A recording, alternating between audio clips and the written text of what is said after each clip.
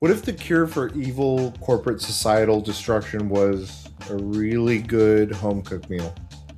If only, right? Man, I wish. That's basically the vibe of the game Dosa Divas. It's a turn based RPG where you cook these incredible meals, pilot a spirit mech, and you're throwing hands with evil fast food empires. That's the gist of it. And I've played it, and I'm here to telling you right now, this is one of those games where the theme is not just a coat of paint, it's an entire meal. And yes, I am going to be making food puns throughout the course of this video. This is your warning. Lena meals. Packs a punch.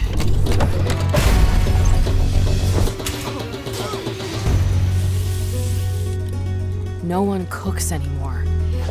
Hey everyone, it's Karosh. Welcome back, and I want to get right into it. I've been playing, and I've been excited for this game since last year's Summer Game Fest when I first was introduced to it, and it's one of the games I've been most looking forward to this year in 2026.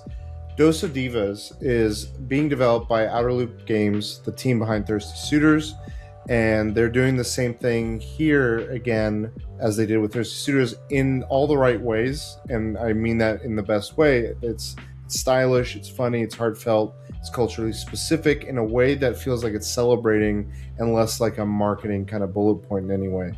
It feels natural, it feels intentional, like a part of what it needs to tell in its story and what it's doing. So I'm going to walk you through a little bit of what the demo is, why the combat kind of surprised me, and why I think the food theme is really doing some solid narrative work. In the game, you play as two sisters, Amani and Samara, and you're traveling with their upgradable spirit mech, cooking meals, fighting back against these rotten fast food empires that basically corporatize the act of eating. Yeah, I know, right? Very fantasy world. It's almost too real, I know. But underneath the fighting corpos kind of setup, there's a story that really kind of drives at the heart of what this game hit for me and what it feels like it's leading into, and teasing, in that it's really about reconnecting, healing, and what it means to treat food and people you feed with care. It's not just food as a gimmick in that sense of what I was alluding to earlier. It's food as a community. It's food as a memory. Food as something that like pulls people back together. Why do we eat? You're not just eating to like sustain yourself. You're eating, that takes all the heart and soul and energy and like memories out of it, right? There's something more to it. But if it was just food, I think if some of the flavors might not kick as much. And so that's where the other aspect of this, the combat, really impressed me. And I'm like, oh shit, we're cooking. It's turn-based, which I'm a fan of, but the turn-based aspect of things I want to really reflect on, because in the last few years alone, we've seen games reapproach how we engage with like a turn-based game. Metaphor Refantasio, Expedition 33, Sea of Stars. These are some games that like do some of my favorite things with these turn-based kind of style of gameplay. And I think Dosa Divas takes those and does its own flavor and spin on it with elements that I like that I see in all those, but kind of doing its own thing. And I'll talk about that here, in that they got the timed input kind of juice where hitting some of the inputs at the right time can add an extra oomph when you want or need. It's not a necessity by any means, but it can make the difference of making the combats go a little bit more speedily or expedited in some ways, or you'll be able to build a momentum or feel empowered when you're able to parry or block, or whenever you're able to like really just KO a guy in one move. If you like the feel of like a Mario RPG style timing with some modern pacing elements, this is definitely your lane. And the reason I keep mentioning games like that, I'd like to really attribute another one with like Sea of Stars and Octopath, where it scratches that like, hey, we're not just engaging in the turn-based side of it. You're not asleep at the wheel. You're engaged every turn if you want to be. And another part of that is the break system, which I'll get into, because that ties weaknesses to taste and flavor palettes. Enemies aren't just weak to like fire, ice, or sword and shield, or spears or arrows.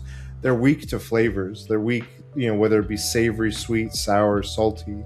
The whole combat language is built around food, and that's what I mean. Like, food is so much infused in like what this game is and means.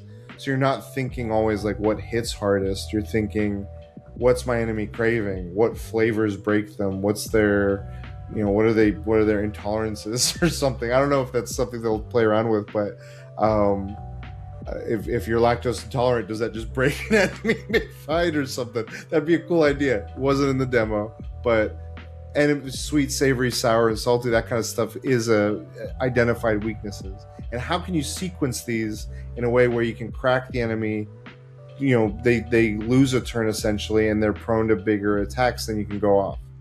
It makes the battles feel like you're solving a tasty little puzzle every encounter, and it keeps the fights kind of blended together in fun and interesting ways that I really dug. And that's kind of the thing I want to underline here, is that the game isn't a JRPG that has RPG elements that also has cooking. It's a cooking story that expresses itself through these RPG systems. And yes, it goes without saying, the cooking, when you are cooking, there are cooking mini games, and they're fun. They're each unique in their own way, depending on what recipes you're building for the dosas. But the part I appreciate is that it's not one repeated minigame. Like I said, the demo kind of gave a few different recipes to chase, and it sells the fantasy on we're actually making something, not just like clicking a menu. So the food shows up in the narrative, the combat, the weaknesses, the way you interact with people, the moment to moment. That cohesion is like what sold me on this demo and this game as a whole when I saw it then and when I saw now in this demo. And it feels designed. It feels like so just meaty and like something you can really sink your teeth in. Also, there's something here that I want to just hit that I don't think comes off immediately. It came off as I was playing and noticing. So you have a spirit-mech that's alongside you, but also some of the characters in the world have various prosthetics, and the emphasis on the mechs, not just your own but others, and these prosthetics was something I really admired and appreciated. I feel like it's part of a world building and part of an identity of these characters, and part of how do we keep going theme without turning it into a monologue or speech aspect of where we're really putting in your face subtlety, and like you can take notes of the visual elements, the story elements, and so many of these things. And there's a pure like me as a nerd level of this, where in addition to that you got the mech side, which I'm really like drawing from, and I feel like the makers of this game are drawing from the same things I loved growing up, which is these like crazy cool mechs that are just like your companions and your buddies through your journeys, and they're an extension of you in some way. So yeah, I love, suffice to say, this demo was something I loved. If you're watching this as I publish it live in February right now in 2026, the Steam Next Fest is coming up. This demo should be live right before it and all the way through the Next Fest. It's about an hour, depending on how much you poke around and play with it. And the progress will carry over into the full game. If you're playing on Steam, I don't know if the demo will be elsewhere as well, but definitely on PC. But it will be launching on April 14th this year, which I'm really excited about. It's very soon, so you don't have to wait too long after this demo. And it'll be on Switch 1, Switch 2, Xbox, PlayStation, and PC. So if you're looking if this is like your kind of thing, you're jamming with it, you like the demo, definitely check it out. Definitely wishlist it. Wishlists go a lot further than you realize with a lot of indie developers. So that definitely tells them and the places that are putting them up on these platforms, hey, listen, hey, you should pay attention to this.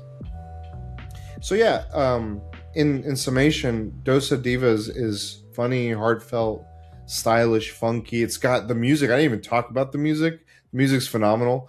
It commits to its theme in so many ways for this whole experience that just feels like a well-crafted dish.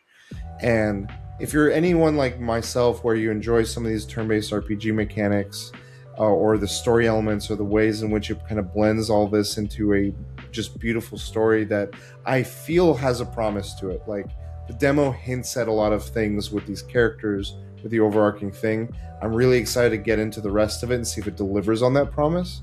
But I want to know, is this your jam? Is this sound like anything you'd like?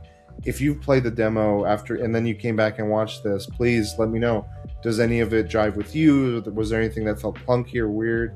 I'm curious what others think of this too. Sometimes you kind of get into a silo and you're like, I just love it so much, but you forget elements of things, and it's always good to like have that discussion. I think it's fun. It's a good time, and it's just part of like playing the game, and also part of it is like enjoying it, the experience, and sharing it with others.